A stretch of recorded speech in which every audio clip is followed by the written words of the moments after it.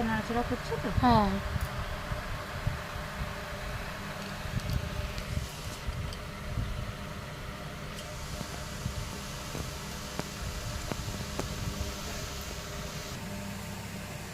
ভালো হয়েছে, বাচ্চা একটা বাচ্চা প্রেজেন্টেশন ভালো, 2.5 কিলো 2 কিলো 250 বাচ্চা হয়েছে। সুইটস 6 দিন পর্যন্ত চলবে তো, কিন্তু ওকে গাবেরিয়াতে বলেছে বাচ্চা হওয়া পর্যন্ত, মানে আগে পর্যন্ত খাওয়া চলবে। দিদিদের পাঠাবো, সেও কালকে ফোনে দিদিরা এসেছিলো, বলি হ্যাঁ আসবে সোমবারের কথা বলেছে। এসব নেই, ছবি পাঠাতে হবে না, তুমি এই রিপোর্টটা পাঠাতে ওই হবে। রিপোর্টটা খালি পাঠিয়ে দিলেই হবে। হ্যাঁ, রিপোর্টটা পাঠিয়ে দিলেই হবে, ওটাই পাঠাতে হয়। হার্টের লেভেলে হয়েছে তো, দেখি না।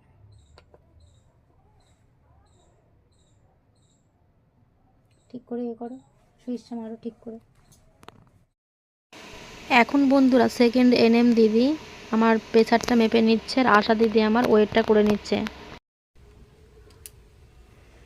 বন্ধুরা আমি এই জন্য মাসে যে করলাম হার্ট রেট দেখুন 141, এই যে রিপোর্ট আমার দিয়ে দিয়েছে বন্ধুরা।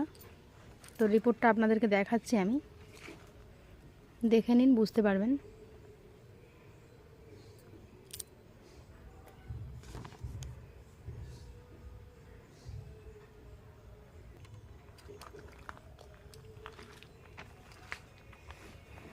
তো বন্ধুরা আমার এই রকম এখন এসছে 141, এর আগের রিপোর্টটা ছিল 162, প্রথমবার যেটা করেছিলাম 5.5 মাসে।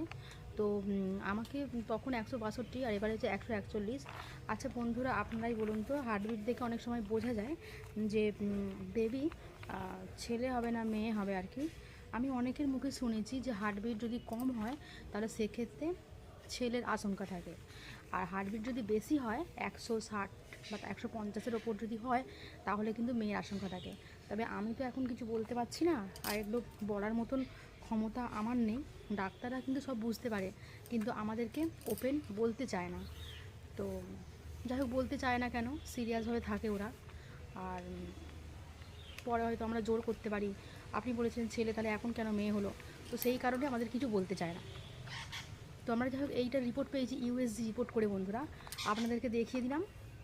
তো যাই হোক, ছেলে হোক বা মেয়ে হোক, সুস্থ হোক, এইটুকুই আমি কামনা করব। আর সেটা আপনাদেরকে ভিডিওর মাধ্যমে আমি শেয়ার করব। আর রিপোর্টগুলো তো সব কমপ্লিট হয়ে গেছে, লিভার ফাংশান বাকি ছিল, সেই রিপোর্টও আমার খুব ভালো এসেছে বন্ধুরা। একদম সব কিছু নর্মাল, সব কিছু নর্মাল, প্রত্যেকটা রিপোর্ট করেছি ব্লাডের, সব কিছু আমার নর্মাল।